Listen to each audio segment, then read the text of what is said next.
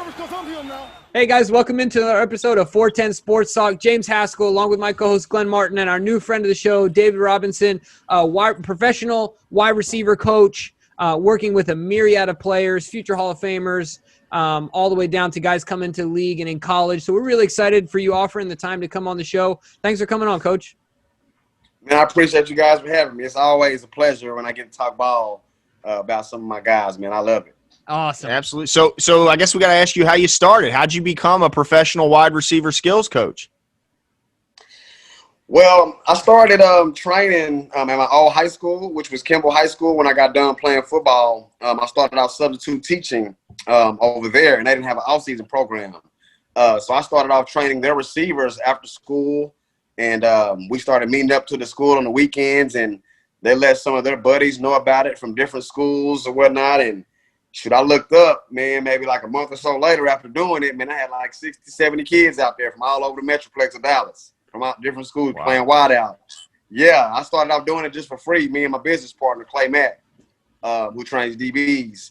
And, we just had to turn it into a business because the word of mouth started spreading so widely here in Texas. Well, Texas is a good place to start that. I know there's a lot of football being played in Texas. Absolutely. Man, I tell people all the time, man, you can drive 12 hours and still be in Texas. It's crazy. Yeah, you're right. A lot of prospects in Texas work. That's for sure. So one of the questions we had as far as your eye and being a coach, specifically in the wide receiver position, I doubt the average fan knows what it takes to be a great route runner. So we're hoping that you can help us and other Ravens fans understand what makes someone a great route runner. Yeah, just having great body language, having great change of direction, and having great ball skills makes you a great wide out, and being a good salesman.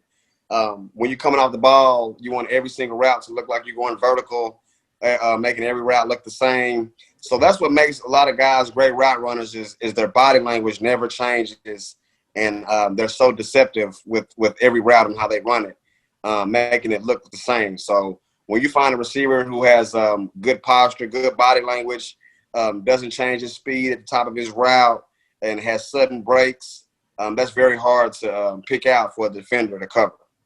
Yeah, I'm glad you mentioned that, because that kind of leads perfectly to our next question, because Nick Boyle was asked about his expanded role and being asked to be more of a pass catcher, and he pointed to Andrews helping him, and he said that word you just used. He said deception. He said Andrews is a master at using deception to gain more separation. So could you talk a little more in depth? I know you said it make every route look the same, but is there other, how are the ways that people can use deception? Yeah, just for instance, say for instance you have a whip route or a route where you want to sell a post, being deceptive with your eyes. That's how you lose defenders, showing a defender that you're looking one way and that you're getting him to believe that you're running one route, but breaking down and coming out the opposite way. So when he's saying deceptive, he does a good job of being a good salesman with his head and his eyes to lose a defender at the top of his routes. So that's really what he means when he says Andrews is very deceptive in his route running, because at the top of his route, he has little tricks in his route to make it look like he's doing something that he's not. Man, it's crazy how those little things make all the difference. I tell you what, Jason Witten is the slowest guy on TV, and he always finds a way to get open. He must be the master of deception. He just must be the master of it. Yeah, he's a master of deception and using his body. Yeah. He does a great job of using his size, and he's really smart. He knows where to break down in the zone and things like that. Very, very well a student of the game. So that's what makes Witten get open a lot, just his knowledge. Right. No, that makes a ton of sense. And speaking of that, having that knowledge, one of the things that we also wanted to get your opinion on is the difference, if there is one, between what it takes to be a great slot receiver and a great outside receiver. Are there some guys that are great at one and poor at the other? And like I mentioned, what are the differences when you're training a guy to be a great slot in comparison to a great outside receiver? Well, yeah, it's definitely differences when you're having an outside receiver opposed to a slot receiver. Outside receivers, more guys are bigger body, wide outs, because you're going to be going against bigger corners. So you want your outside receivers to be guys that can go up and catch those 50-50 balls, guys that can catch those 10-yard stop routes, curls routes when they get tangled up at the top with those bigger defenders using their physical size. So that's what makes effective outside receivers. Now, when you're working with slot receivers, you want someone who has a lot of great change of direction, suddenness, quickness. That's a mismatch for nickel dime backs or linebackers that can win on option routes and things like that of that nature. So you want your slot guys to be more quicker guys. So that's where the game is going right now. You see the Tyreek Hills, the Cole Beasleys. That's kind of how Baltimore uses Hollywood Brown vertically and intermediate option routes. So guys like that, they can make a living in this league now. Yeah, absolutely. I wish I would have known it would have been cool to be 5'7" and 180 pounds and really quick when I was in high school, man. I thought I was too small to play football, right? And I missed the train. It already took off. Jeez, well, yeah, the game has changed tremendously. All right, so is there a guy or a guy that you've worked with or seen that you use as the template or the example for others to work towards as far as route running? Like, is there a gold standard of route runners that you look to? Yeah, longtime client of mine, Emmanuel Sanders, I believe, who's 11, 12-year veteran. I use his route running tapes a lot from over the years since we've been training for a lot of my younger receivers because Emmanuel does both. He started off early in his career playing slot. Then he went to Denver with Peyton Manning. They were using him a lot on the outside. So he has experience doing both, outside and playing inside. So I like to show James Proche when he was at SMU, a lot of up-and-coming receivers, his route running because he's a very, very polished route runner. And at age 33, he's still effective. So that's the name of the game. Those guys want to play to their, 10, 12-plus years. And you have to have technique. And Emmanuel Sanders is probably one of the best technicians that I've ever trained. Yeah, that's awesome. Well, if James Proche can mirror his career, I'm not going to be upset about that. But not at all. For real. So as far as Ravens receivers in particular, more than any other team, they need to be able to do more than just run routes, of course, and catch the football. They need to be able to block. Is that a skill you also help with? And if so, how do you work on that part of their game? Well, yeah, we really don't work on a lot of blocking. When guys come to see me, a lot of the receiver coaches or general managers contact me about particular receivers that they're sending down to Dallas to work with me for the offseason. And we basically point on the things and their rawness and their route running. So just polishing them up as a route runner. Because when it comes to blocking, 70-80% of that is effort. Right. So you can teach leverage, and we work on stuff like that, leverage, stalk blocking, things of that sort. But for the most part, blocking, man, that's all about effort. So you either have it in you want to do it, or you don't. Right. You're going to have to find a guy that's willing to block, and you're going to find guys that, that really don't want a part of it. You know what I mean? So that's just how it is. But the great wideouts would do everything. That's awesome. You can certainly help your team in a lot more ways as a wideout than just catching a ball. But I know I don't have to tell you that. But it seems like the Ravens for a while have been searching for that big-bodied receiver that can go up, high point the ball, and come down with those 50-50 balls. Is attacking the ball at the highest point something that you work on with receivers? And how does a receiver work on winning those 50-50 balls? Yeah, definitely. We work a lot of 50-50 ball drills. I'll have the receiver standing in one position, and I'll have another receiver standing in front of him, and he'll be playing DB, of course. And I just had a guy's backpedal with the DB's hands in his face and just focus on him jumping up, catching at his highest point, and fighting through their hand contact. So that's a simple drill that you can do, having the receiver backpedaling, and you just lob the ball up, and you just have him reach over the defender's head as he's jumping up at the same time, being aggressive.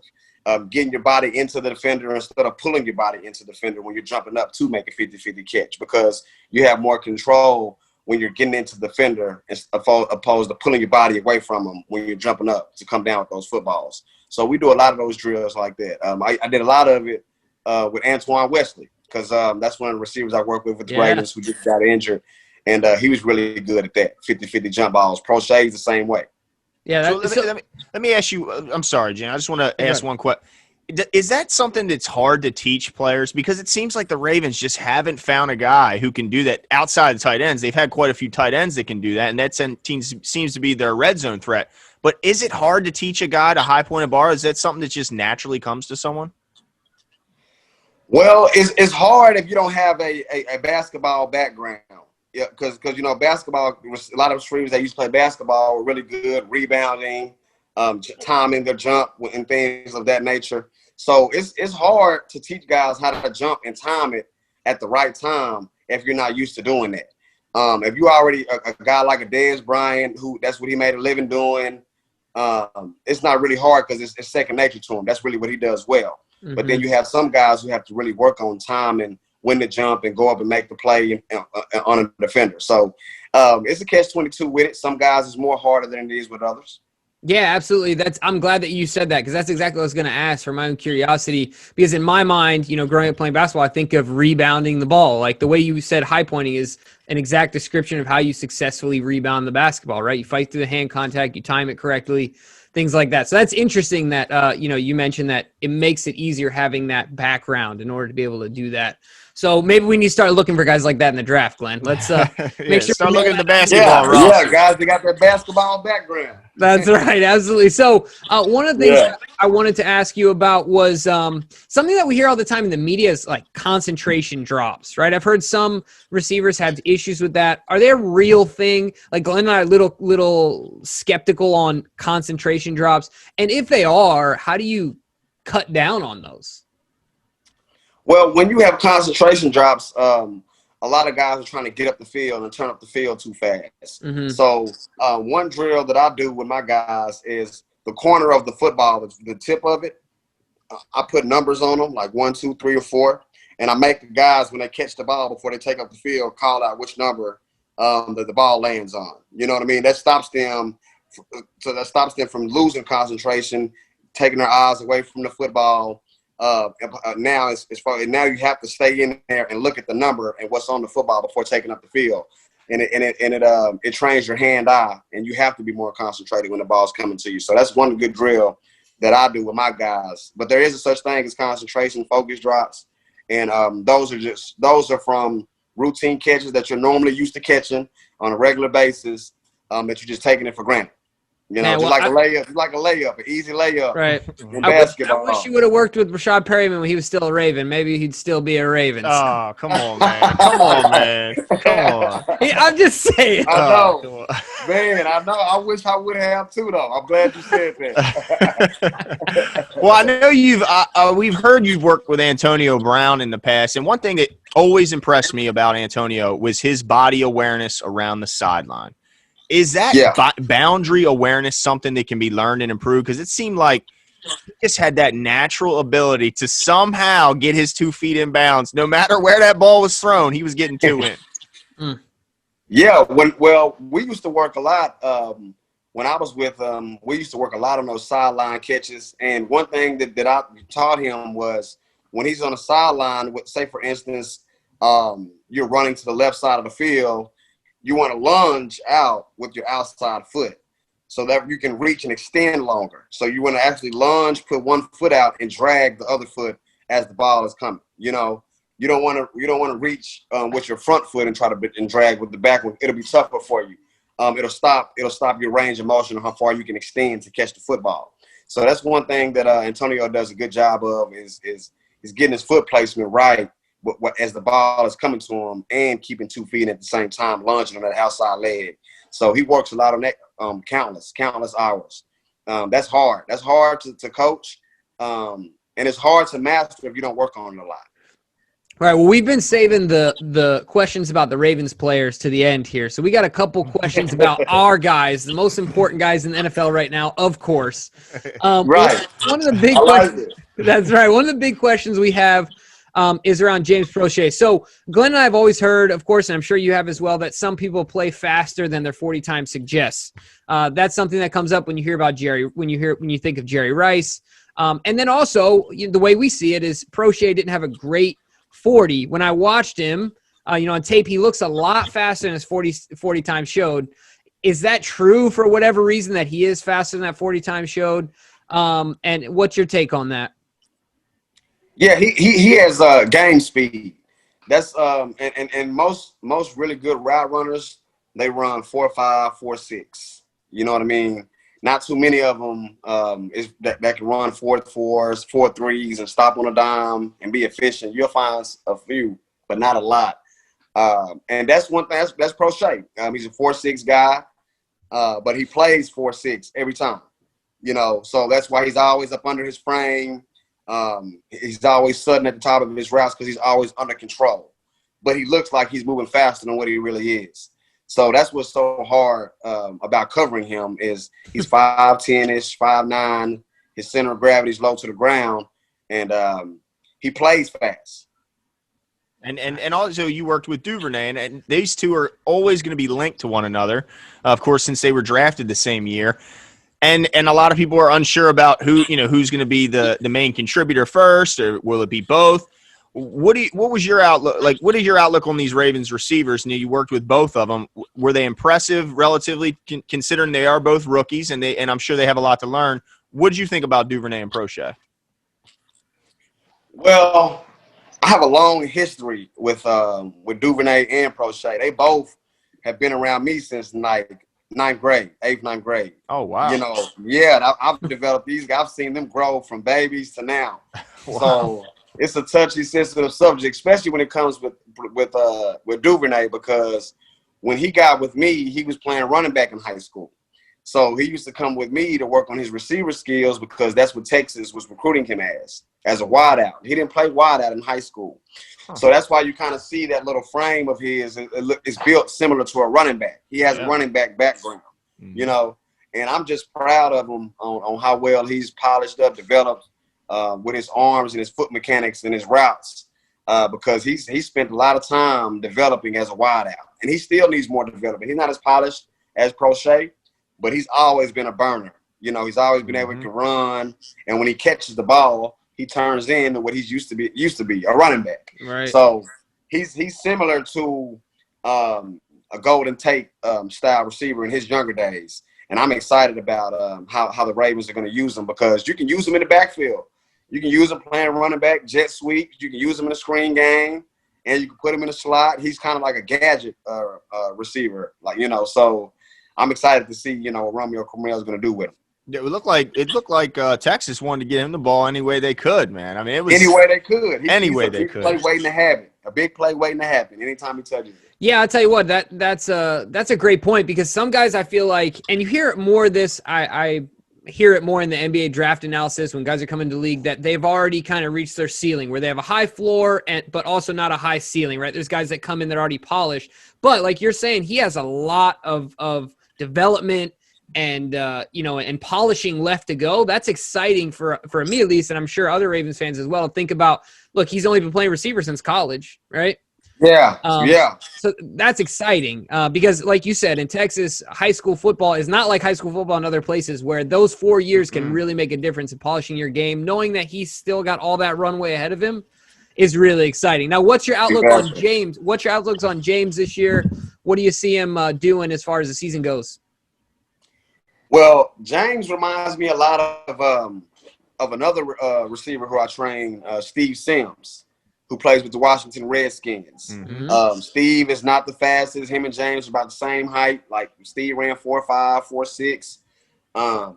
But that's what I feel James is going to do. He's going to bring a big enhancement into the special teams department. He's a great punt returner. So I think he's going to be, you know, exciting, electrifying in that department. And he's going to also allow Hollywood Brown to play on the outside a lot more because he can work a lot in that slot and win on certain matchups. He's not going to be your deep stretch, over-the-top guy, but he's going to be the guy that you know that you can move the sticks, that you can depend on in short down and distance situations. And Lamar Jackson is going to love him. Nice. Yeah, I'm glad you know. Tell you what, you're a heck of a guy to interview because every time you answer a question, you lead right to the next question so perfectly. Yeah, it's awesome. I like it. Yeah, it's awesome. So when you talk about you worked with Hollywood, obviously last year when you worked, he wasn't fully healthy back, ready from that foot yet. What do you think Ravens fans should expect from a guy like Hollywood now, knowing that he's not only healthy, but he's put on some more muscle, put on a little more weight, might be able to absorb some of that contact he's going to be getting in the NFL. What should fans expect from Hollywood this season? Well, I definitely think that they should expect a Pro Bowl season out of Hollywood. You heard it here first. I've been texting with them throughout this whole pandemic, throughout the coronavirus and stuff, checking on him. Because I see him posting videos on his ankle and things like that. And, just checking, seeing where his mental state is. And you can definitely tell that he wasn't really too pleased with last season on how he finished. He feels that, of course, he was injured. And he wants to prove that, he can be a available wideout, that he can be out there all 16 games, and that his size is not an issue on why they drafted him first round, and wants to be more dependable. So I think the Ravens fans, they should expect to see Hollywood Brown in all 16 games instead of, 10 or 12 of them. Right. It's crazy to think that he was disappointed the way things ended. If I'm not mistaken, I don't know if this is a credit to him or a slight on the Ravens, but he broke our rookie record for most touchdowns for a rookie wideout in franchise history, right, Glenn? Yeah. And he's disappointed about it. So I'm excited to see what he does this season as well, man. I am. And one more quick question, a little off the books here. You mentioned Proche as a returner, and I think a lot of people are a little surprised that it's relatively just been given. The job has been given to Proche to be the punt returner. It doesn't look like he's got a whole lot of competition in-house as of yet. So obviously he must have been impressive. And Jimmy, we've been waiting a long time to have an impact returner since Jacoby Jones was gone, and then before him, obviously Jermaine Lewis. Did you work with him as a punt returner? What type of a punt returner are we getting out of Proche? Well, he's a one-cut guy. He's not going to do a lot of dancing or anything like that. He's going to make the first man miss, and he's a vertically styled punt returner. So that's what you're going to get. You're going to get a one-cut guy, make the first man miss, and he's not going to do a lot of dancing. And he's not the fastest. So he finds creases really well, gets skinny through tackles. So that's a really good job that he does. And the things that we work on when we do punt return drills is just throwing him multiple balls in the air, and he catching one of them, holding on to one of them, and having to catch like 5 or 6 balls at a time in his hand. Jeez. Yeah, and it's surprising because he can do it. He'll have 3 balls in each hand, and we'll throw one up, and he has to squeeze. Focus on keeping his elbows in. He has great ball skills, so they have a sure-handed punt returner, and you shouldn't have to ever be worried about the ball hitting the turf when he's back there. Oh, thank goodness, because every time I'm on my knees, just catch it. Just catch it. Give the ball to Lamar and let the offense do what they do. So Coach, before we let you go, I want to ask you one more question, and then we want fans to let you know we want you to let fans know where they can find you, of course, and what you're working on. But we had Hollywood Brown's strength and conditioning coach on, Coach Dan Harper, who's a local to up here in Maryland. And we talked to him about Hollywood speed. Based on your experience with Hollywood, I don't know if you worked with Tyreek Hill at all, but he mentioned he'd like to see a race, and he feels pretty confident in Hollywood in that race. How do you feel about that? Man, that's a good one. Woo! Between him and Cheetah, looking at Cheetah's form, I would give the edge to Hollywood. But I also work with Miko Hardman too, who I thought could beat Cheetah, and they had a race here recently, and Cheetah beat him. Oh, did he? Yeah. They had a race after practice, so that'll be a good one, man. If I had to take a bet, of course, I'll bet on Hollywood. But it just depends on how that foot is feeling that day. Right. Well, Coach, let our viewers and listeners know where they can find you and what you're working on. Yeah, man. You can find me on my Instagram at DRobAlwaysOpen, Twitter, DRob Always Open with the Z, and my website is DRobAlwaysOpen.com. And what I'm working on now is I have a middle school camp, grades 6th through 9th, September 20th here in Dallas. If you guys are interested in that, you can go to the website to register for that, DRobAlwaysOpen.com. And I'm also working on a project with a future Hall of Famer, Brandon Marshall, wide out who used to play with the Broncos, the Jets, the Bears. So I'm actually going to Florida with him this weekend to talk some business. So I got some things up my sleeve. Awesome. Well, we'll make sure to leave all your all the places where folks can find you in the description of this video. Thank you for coming on. We appreciate the time. Best of luck in all your endeavors, and have a great evening. And I appreciate you guys for having me. Those are some good questions. Y'all did a good job. I like it. Awesome, Coach. Thanks again. Thank you.